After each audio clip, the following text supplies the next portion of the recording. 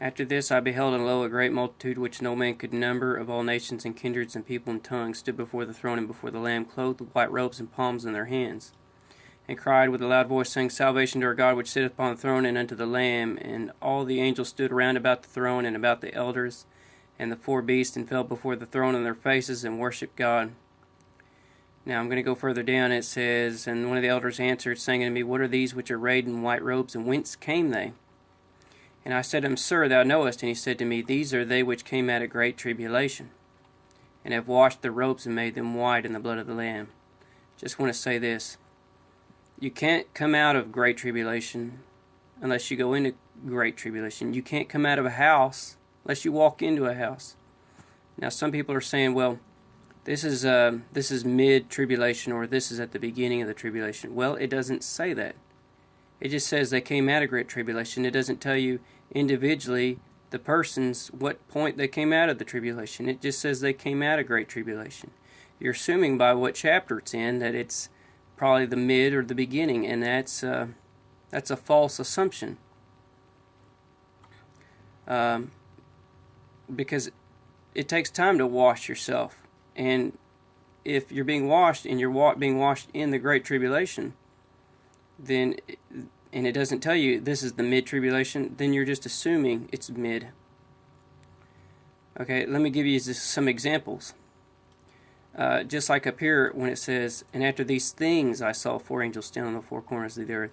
Now, this could mean after these events came these events, or if you just want to, if you really want to actually understand it, it could mean after in the vision. This is what was showed next in the vision. Doesn't mean it's chronological, because it says that a lot. But I'm just pointing that out to start this chapter off, because it goes on to say about saying, Hurt not the earth, neither the sea nor the trees, till we have sealed the servants of our God in their foreheads. And then he seals the 144,000. And then it talks about these which are arrayed in white robes, and they came out of great tribulation.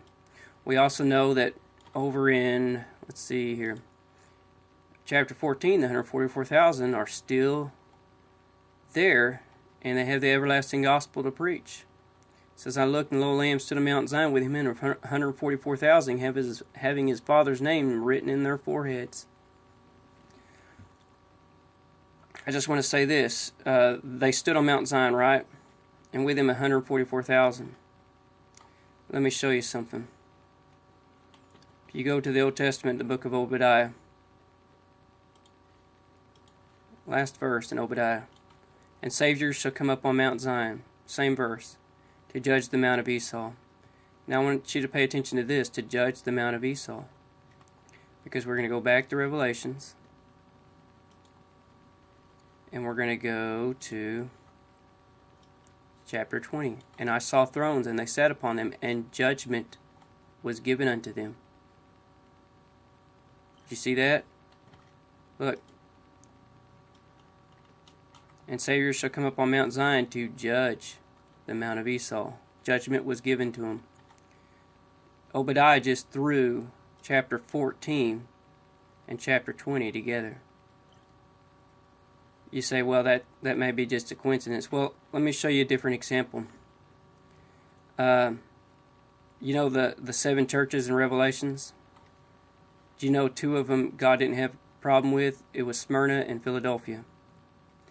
You know, he calls them the seven candlesticks are the seven churches. Let me show you.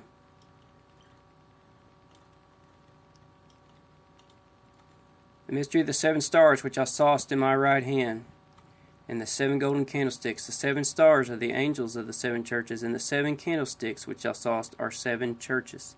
Now, a church is more than one person. It's a group. It's a category. A church. Now, look, okay, just to show you this, a lot of people get this confused, saying in chapter 3, verse 10, Because thou hast kept the word of my patience, I also will keep thee from the hour of temptation which shall come upon the world to try them that dwell upon the earth.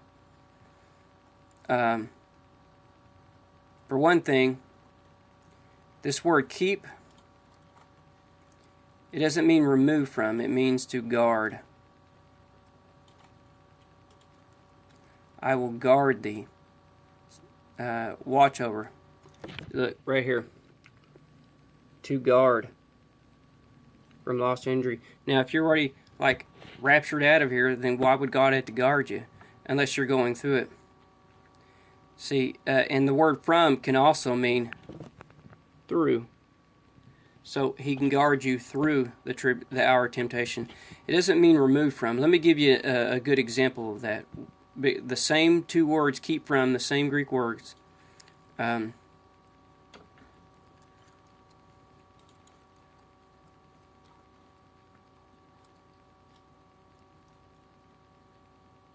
pray not, let me see.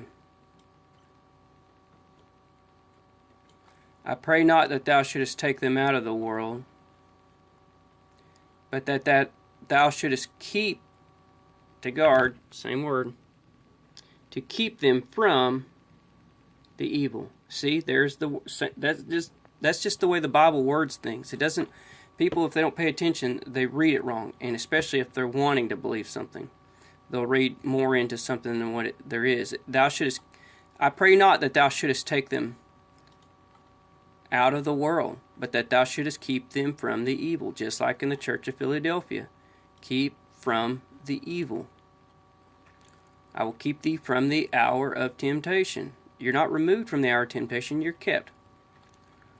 Okay, the reason why I went to 3:10 is because a lot of people think this church is going to be removed from the earth. But you go all the way to Revelation chapter 11, and it calls them the two candlesticks. Now, Jesus said the seven candlesticks are seven churches.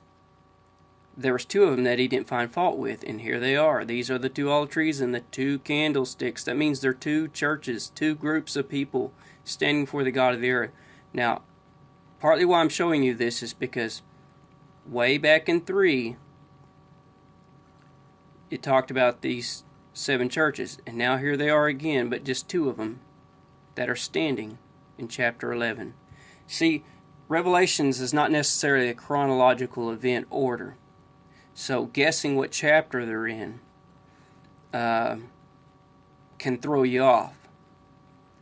Now, when it's going from one trumpet to another trumpet, that can be in chronological order, but when you're going back and forth like this, it's more of a fulfilling out and a process of time. So, just like in chapter 7 where it says they came out of great tribulation, that doesn't mean they came out of great tribulation in chapter 7. That means that they went through great tribulation in determining how long it took them to wash the robes. Just like in 14 and 7, 14, and 20, they're all thrown together in the book of Obadiah. Because in chapter 7 talked about them being sealed. Why would they need to be sealed unless they're protected? Just like the children of Israel needed to be sealed on their doorposts to go let death pass over them. And just like the plagues of Egypt passed over them, and they went through the wrath that was thrown on Egypt. And just like they went through the Red Sea, but they were sealed. And just like in this, they need to be sealed before these things are let loose. And as these things are let loose, they're sealed as they go. Okay, and then Luke chapter 21, verse 36. People also get this incorrect. Watch therefore and pray always that you may be accounted worthy to escape all these things. They say that word escape means they're thinking that word means to like disappear out of here, and it doesn't. It means to flee out, escape, flee. Pull it up down here. Ekfugo. Okay, and then a lot of people will also get this part of the Strong's wrong. This is apparently a primary to run away, literally, figuratively, by implication to shun. Okay, that's the definition. This right here is not the definition because it tells you by analogy. Analogy is using a different subject to try to relay another subject that has similar properties. So they're just giving an analogy here. This is not the definition. It says by analogy to vanish, but it doesn't actually literally mean to vanish. You want to know why? I mean, you can find this ex fugo or fugo in different parts of the Bible, especially Matthew 10, like 10:23, and it'll show clearly this same Greek word, and it doesn't mean to vanish. It doesn't mean to flee away. It says, but when they persecute you in this city, flee into another. For verily I say unto you, you shall not have gone over the cities of Israel till the Son of Man be come. Okay, so here it is, the word flee. It means the same thing. It's the same Greek word as escape. It's the same word. They just put flee and escape because the Greek word it can mean them. They're similar properties, but it's not an analogy. They're the same word, flee and escape. Apparently, to run away, literally or figuratively, by implication to shun, by analogy to vanish. Okay, but when they persecute you in this city, vanish ye into another. No, that's not what it. That's not the definition.